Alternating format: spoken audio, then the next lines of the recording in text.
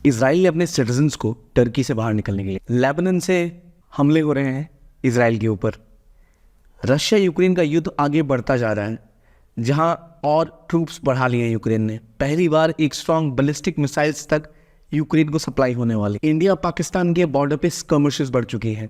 एक फायरिंग में 2 बीएसएफ के जवान इंजर्ड हो गए। इतना कुछ हो रहा है एक साथ। क्या दुनिया एक वर्ल्ड वॉर 3 की तरफ बढ़ रही है? और क्या ऐसा हो सकता है जहां हम वर्ल्ड वॉर 3 की तरफ चले जाएं? आइए जानते हैं इस वीडियो में। Welcome to Gyankosh. और आइए समझते हैं अभी की ग्लोबल पॉलिटिक्स को। कुछ दिनों पहले, कुछ महीनों पहले एक आर्टिकल आया था जहां बोला गया था कि हाई पॉसिबिलिटी है कि अगर पाकिस्तान से कोई अटैक इंडिया के ऊपर होता है, कश्मीर में या कहीं और, तो इंडिया रिटेलिएट करेगा पाकिस्तान के खिलाफ और इनके खिलाफ हमला भी बोल सकता है अगर इंडिया पे कोई भी अटैक पाकिस्तान से हुआ, टेररिस्ट अटैक या ऐसा कोई भी अटैक। अगर हम उसी चीज़ को देखें तो यहाँ पता लगता है भारत पाकिस्तान की स्थिति बहुत गंभीर बनी हुई है। अभी भी भारत पाकिस्तान के संबंध अच्छे नहीं हैं। उससे कुछ समय पहले रशिया ने यूक्रेन पे हमला किया और रशिया यूक्रेन वॉर एक बहुत बड़े लेवल पे पहुंच गई जो अभी तक चल रही है। तो अगर आप देखो तो पूरे विश्व में अभी इस रीजन में और इस रीजन में, इस रीजन में और इस रीजन में वॉर की स्थिति बनी हुई है। आप मत भूलिए आर्मेनिया और अजरबैजान में भी युद्ध हुआ रिसेंटली, जहाँ पर दुनिया बढ़ चुकी थी। इंडिया पाकिस्तान में ऑलरेडी तल्खियाँ बहुत ज़्यादा हैं और अभी जो मिडल ईस्ट में हो रहा है उसके बाद चीज़ें और बढ़ने की संभावनाएं हैं। 605 दिन हो चुके हैं अभी तक युद्ध की। जो रशिया यूक्रेन के बीच में हुआ उसमें अमेरिका ने $106 बिलियन का पैकेज दिया यूक्रेन को और उन्होंने अब इसमें से कुछ चीज़ें इजराइल को देनी भी स्टार्ट कर दी हैं। तो हमें दिख रहा है कि वेस्ट एशिया में भी एक डिवाइड है, यूरोप में भी एक डिवाइड है और यहाँ एक अलग ही युद्ध की स्थिति बनी हुई है जहाँ आपको इजराइल लेबनान, इजराइल गाज़ा में युद्ध छिड़ गया है और सऊदी अरेबिया और ईरान भी एक तरह से अब अनकंफर्टेबल हो गए हैं। अनकंफर्टेबल क्यों हो गए हैं? याद रखिए, इजराइल वर्सेस पैलेस्टाइन का जो विवाद है असल में वो एक इजराइल वर्सेस अरब विवाद भी है और एक ज्यूइश और मुस्लिम विवाद भी है, जहाँ पे सारी मुस्लिम कंट्रीज़ ने एक तरह से डायरेक्टली सपोर्ट पैलेस्टाइन को किया है और उस कॉज को भी किया है। तो यहाँ जब स्थिति बढ़ेगी और ख़राब होगी, गाज़ा की स्थिति पहले ही ख़राब है, उसमें अगर सारी अरबिक कंट्रीज़ के ऊपर, जो अरब कंट्रीज़ है उनके ऊपर दबाव बनेगा वहाँ की जनता के द्वारा कि वो कुछ करें और अगर वो इस युद्ध में कूदते हैं, जैसे बाइडन ने पहले ही बोला था कि अमेरिका इजराइल के साथ खड़ा है और लगातार CNN और न्यूयॉर्क टाइम्स की खबरें जो आ रही हैं उससे पता लग रहा है कि अगर यूएस इतना करीब इजराइल के है और इजराइल की स्थिति जैसी बिगड़ रही है गाज़ा के साथ युद्ध में, तो हो सकता है शायद यूएस भी इस युद्ध में खींचा चला जाए।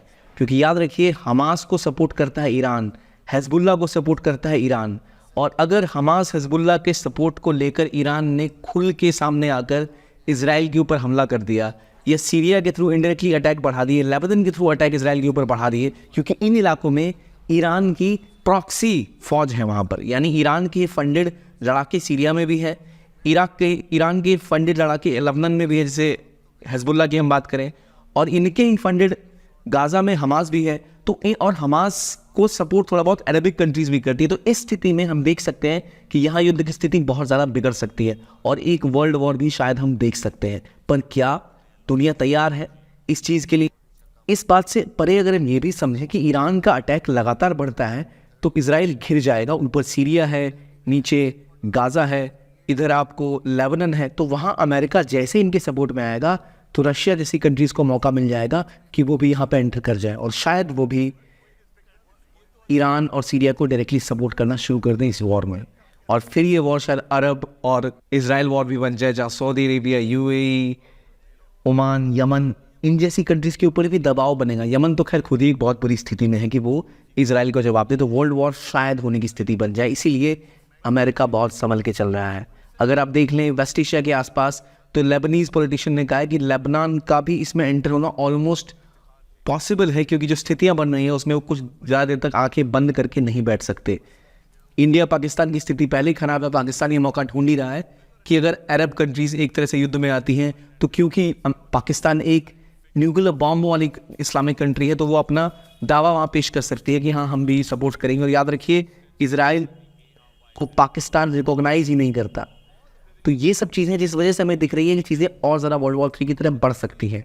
यहाँ तक कि पुतिन के 3 एलाइज ने बोला कि एक ग्लोबल वॉर हो सकती है या एक ग्लोबल जिहाद वेस्ट के खिलाफ हो सकता है। अलग अलग न्यूज़ पोर्टल्स ने अलग अलग इस तरह की रिपोर्टिंग की है, और चाहे ब्लूमबर्ग हो चाहे CNN हो, वो लगातार चेतावनी दे रहे हैं कि जिस तरह की युद्ध की स्थिति अभी बनी हुई है, क्योंकि यूक्रेन वॉर में रशिया को बहुत सारा नुकसान हुआ है।